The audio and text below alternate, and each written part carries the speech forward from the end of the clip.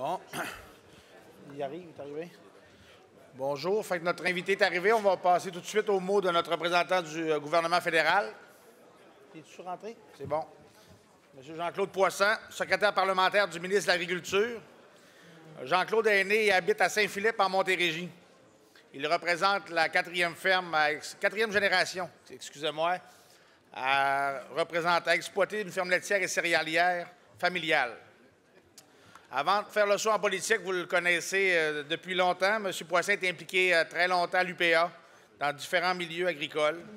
Il a été notamment producteur-ambassadeur pour la production laitière et s'est impliqué à différentes instances, dont il a participé à la fondation de la première maison de répit pour les agriculteurs. Élu en 2015 comme député à la Chambre des communes pour la circonscription de la Prairie, il occupe la fonction de secrétaire parlementaire du ministère de l'Agriculture et de l'Agroalimentaire. Et depuis peu, il a la chance de travailler avec une ministre du Québec, Mme Bibeau. Fait que, merci beaucoup, M. Poisson, de votre présence. Puis je vous laisse la parole pour vous adresser aux délégués.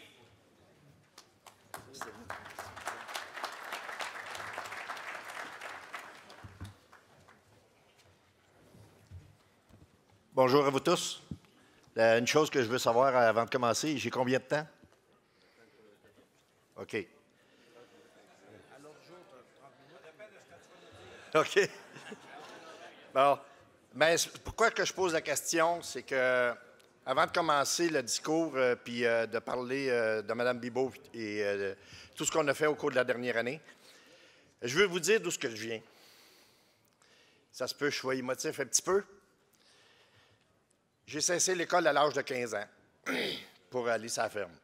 Le père, il me dit, je suis peut-être obligé de vendre la terre, je ne trouve plus de main-d'œuvre, puis on n'arrive plus sur la ferme. Je suis certain qu'ici, dans la salle, il y en a qui ont vécu ça. Et puis, ma mère est tombée malade 2 ans après. Elle est décédée pas longtemps après. À l'âge de 18 ans, ma mère est décédée. Et quelques années plus tard, c'est mon père qui est décédé. Donc, j'ai dû prendre la relève plus rapidement que prévu. Oui.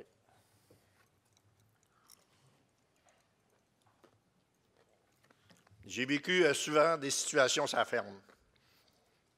Quand je suis arrivé à l'âge de 21 ans, je me suis cassé une cheville. Je ne sais pas si vous savez, quand on a une trentaine de bêtes à traire, pas d'employés, puis on se casse une cheville, c'est quelque chose d'assez difficile à vivre. Et puis, on est venu à bout d'aller chercher des voisins puis de nous aider pendant un certain temps. Mais comme plusieurs d'entre vous, on n'attend pas d'être guéri. On recommence à travailler rapidement. J'ai dû me faire réopérer la cheville à peu près 5 ans plus tard parce que j'avais plus de cartilage encore. Elle a été fusionnée. Après ça, bien, on vit tout ce que les agriculteurs vivent sur une ferme. Maladie du troupeau, 26 avortements en 1990. Sur une trentaine de bêtes, je peux vous dire que ça fait un trou, ça. C'est difficile de rencontrer nos obligations, obligé de s'asseoir avec le banquier puis de discuter avec pour garder l'entreprise. À l'époque, j'ai été très bien reçu avec l'institution financière. On a passé à travers. Pas longtemps après, j'ai un de mes voisins qui passe au feu, un producteur laitier. On emmène ses vaches chez moi. On commence à traire à 2. À un moment donné, on investit. Il dit, on va s'associer, on investit. Donc, on avait agrandi les bâtiments, on avait modifié les bâtiments. On était rendu, on tirait 65 vaches. À peine 2 ans plus tard, il m'annonce qu'il a changé d'idée. Donc, je viens de faire des investissements avec lui. Il a été responsable, il a accepté de payer sa part. Et là, je me dis, bien, qu'est-ce que je fais? Est-ce que je dois continuer? Puis un producteur, ça ne baisse pas les bras. Ça fait que j'ai décidé d'acheter une grande partie de son quota. Là, ça a été un petit peu plus dur, par exemple. C'est que, à peine 6 mois après qu'il m'ait annoncé ça, j'avais venu de faire un emprunt de 500 000 pour acheter du quota puis certaines modifications. Ma conjointe m'annonce qu'elle me quitte. C'est un petit peu plus rough, ça. C'est sur les fermes, on a besoin de notre conjoint ou de notre conjointe. Et ça m'a affecté assez pour, à l'époque, c'est à ce moment-là que j'ai connu Au cœur des familles agricoles. Donc, Maria Labrique-Duchesneau, que plusieurs doivent connaître, elle a été d'un très grand soutien. Et j'ai vu l'importance de cet organisme-là. C'est par la suite que j'ai décidé de m'impliquer dans l'organisme. J'ai été président, puis j'ai été fier d'être président, un producteur de lait. On est fiers d'être producteurs de lait, je peux vous le dire. Puis c'est aussi cette fierté de producteur de lait qui m'a emmené à Ottawa, parce que j'ai été quand même quelques années ici avec vous. Et puis on a eu des différends. Oui, je le dis, on a déjà eu des différends. Je me rappelle très bien du plafonnement du prix du quota. C'était assez dur, Bruno, je pense. Hein? Mais je suis capable de le reconnaître, puis je suis une personne qui est capable de se rallier quand que la décision se prend ensemble. Puis la décision s'est prise ensemble. Donc, c'est un peu le cheminement de ma vie. Aujourd'hui, je suis très heureux de voir mon fils qui a pris la relève. Jason a 29 ans. C'est certain qu'il ne veut pas suivre mes traces parce qu'il dit souvent, « Papa, je lis les commentaires sur les réseaux sociaux. » Il dit, « Ils ne sont pas tout le temps fin, toi. » Mais c'est, écoutez, on accepte d'aller à la politique, aller représenter les producteurs, mais aussi être capable d'encaisser les critiques. Et puis, je vous le dis encore, là, encore aujourd'hui, ça m'affecte quand j'ai des critiques négatives parce que je crois que je donne mon 110 % tout le temps. Puis, j'ai une bonne équipe, des députés du Québec qui font partie de notre parti. J'ai une très bonne équipe qui m'appuie à chaque fois que je prends la parole pour parler d'agriculture, parce qu'il n'y a pas rien que la production laitière, il y a plusieurs productions au Québec. Puis on a une belle agriculture au Québec, puis je suis fier d'être un producteur du Québec.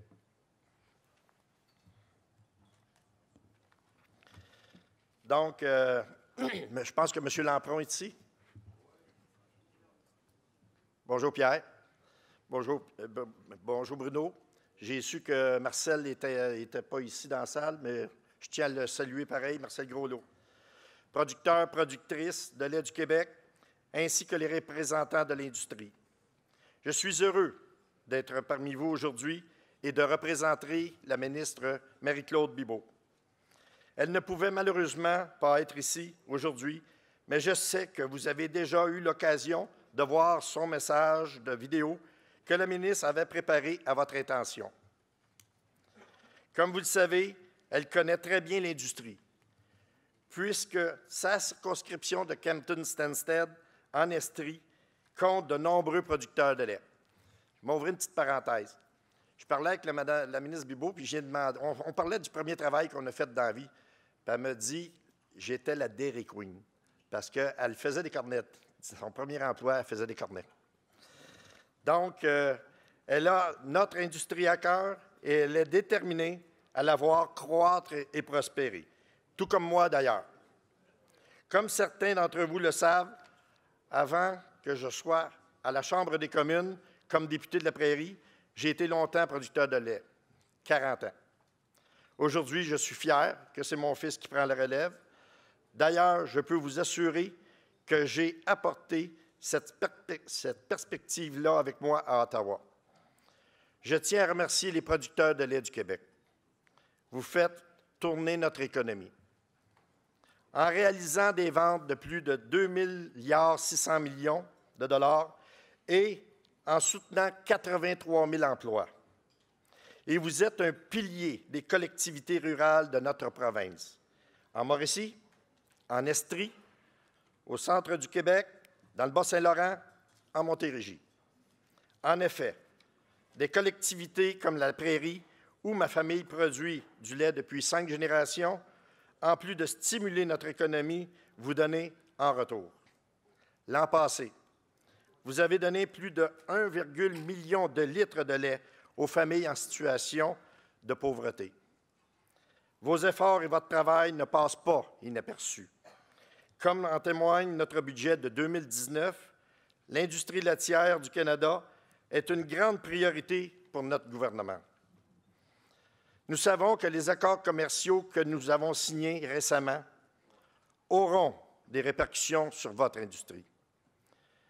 Vous nous avez transmis ce message et nous vous avons entendus. Les producteurs canadiens sous gestion de l'offre, de même que leurs familles et leurs communautés, peuvent continuer de compter sur le plein appui de notre gouvernement. Et dans le budget de 2019, nous avons tenu parole. Nous proposons un soutien allant jusqu'à 3,9 milliards de dollars qui sera disponible au cours des années à venir pour composer avec les pertes de revenus liées à l'accord économique européen et l'accord transpacifique.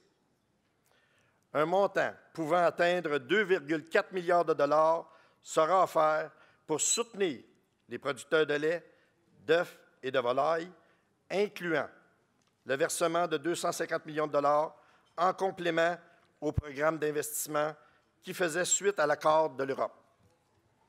En plus, un montant de 1,5 milliard de dollars a été réservé pour un programme de garantie qui offrira une protection contre la diminution de la valeur des quotas à la vente. Il s'agit de protéger la valeur de vos investissements.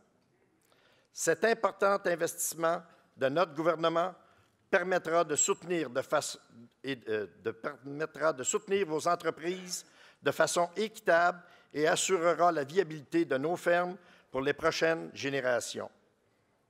Et le gouvernement continuera de travailler tout au long de l'année avec vos intervenants pour répondre aux répercussions des accords sur les entreprises de transformation, de même que sur les effets possibles du nouvel ALENA pour le secteur sous gestion de l'offre. Cet engagement financier fédéral qui va jusqu'à 3,9 milliards de dollars témoigne l'engagement de notre gouvernement à l'égard de la gestion de l'offre au Canada. Certains d'entre vous nous souviennent de l'époque qui a précédé l'arrivée de la gestion de l'offre. Lorsque j'étais jeune, j'habitais sur la ferme laitière de mes ancêtres. Je me rappelle très bien, j'avais environ 7 à 8 ans. Nous mettions le lait dans les bidons de lait et quand le camion passait pour acheter nos bidons, il pouvait donner le prix qu'il voulait et de ne pas prendre la totalité des bidons. C'est dans ces années-là que les producteurs se sont unis et demandé au gouvernement de l'époque de mettre en place le système de gestion de l'offre. Et il a répondu à votre appel. Je suis fier que ce soit un gouvernement libéral qui a mis en place le système et qui fait ses preuves au sein de nos régions. Je parle en connaissance de cause. C'est par la suite que les producteurs laitiers du Canada ont pu faire croître leur entreprise. Le message que je souhaite vous transmettre aujourd'hui est le suivant. Notre gouvernement est résolu à maintenir et à défendre le système canadien de gestion de l'offre et qu'il reste profitable et rentable. Au fil des ans, le Canada a conclu avec succès des accords de libre-échange ambitieux, avec des marchés représentant les 2/3 de l'économie mondiale, tout en maintenant les piliers de la gestion de l'offre. Nous cherchons aussi à assurer la prospérité à long terme de l'industrie. Plus tôt ce mois-ci, la ministre Bibeau s'est adressée au groupe de travail stratégique sur l'industrie laitière lors de leur réunion inaugurale.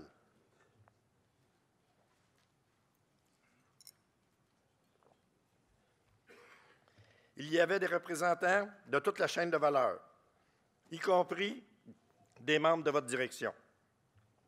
La ministre a souligné l'importance d'une vision qui englobe l'ensemble de la chaîne de valeur, c'est-à-dire les producteurs sur le terrain, les transformateurs et le reste de la chaîne. Ensemble, vous allez tracer la voie à suivre pour aider l'industrie laitière à innover et à demeurer forte pour les générations futures. Il s'agit d'un travail essentiel pour notre secteur d'économie, car les marchés continuent d'évoluer. Regardons vers l'avenir. Lorsque je passe en revue les progrès qui ont été réalisés durant les dernières années dans l'industrie laitière canadienne, je vois une industrie qui continuera de croître et répondre à la demande. La demande pour vos produits est à la hausse, tout comme la production et les investissements.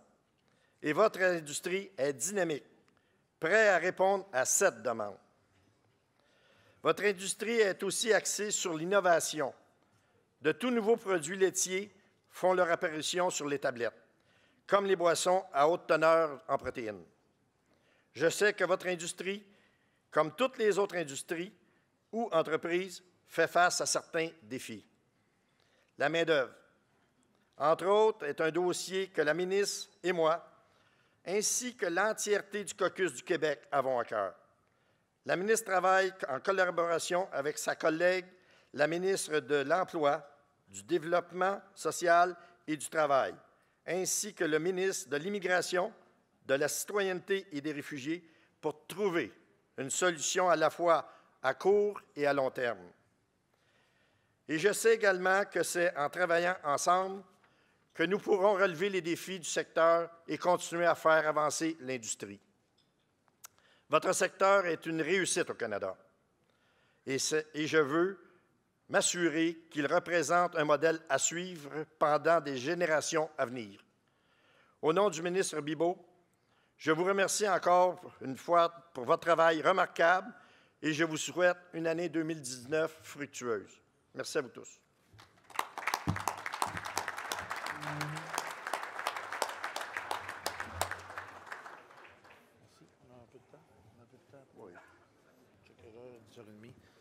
C'est bon. Merci, M. Poisson. On est très, très content d'entendre que la croissance est dans vos discours, les investissements. On est là aussi.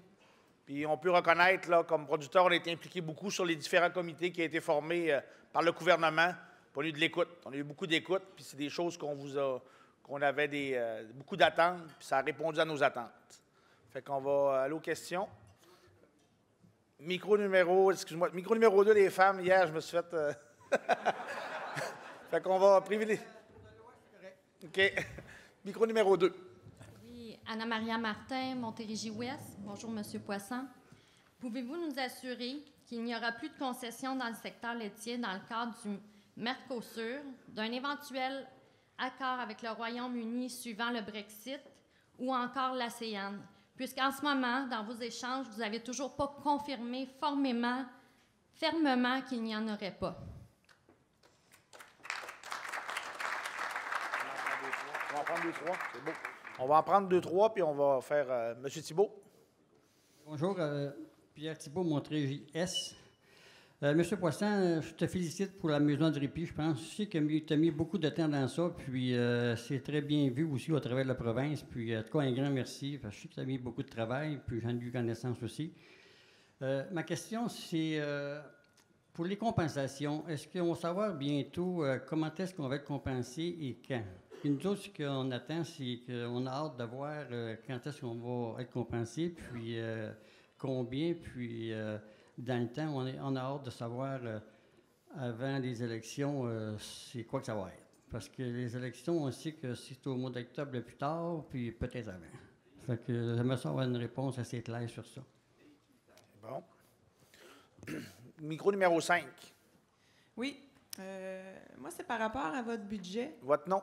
Oui, pardon. Michel Soucy, Montérégie-Est. Merci. Donc, c'est ça. Le budget prévoit, vous en avez parlé, une somme de 1,5 milliard pour garantir la valeur des quotas. Moi, je vous avoue que je suis un petit peu embêtée avec ça. Parce que si vos actes suivent vos paroles, on ne devrait pas s'inquiéter pour notre avenir. Il ne devrait pas y avoir de perte de valeur de quotas. On devrait être bien confiant pour la gestion de l'offre puis pour sa pérennité. Donc, si on n'a pas à être inquiet de ça, ce 1,5 milliard-là, ben, il devrait aller direct en indemnisation pour les pertes de marché qu'on a eues. Il n'y a pas lieu d'être dans une perte de valeur de quota parce que ça n'arrivera pas.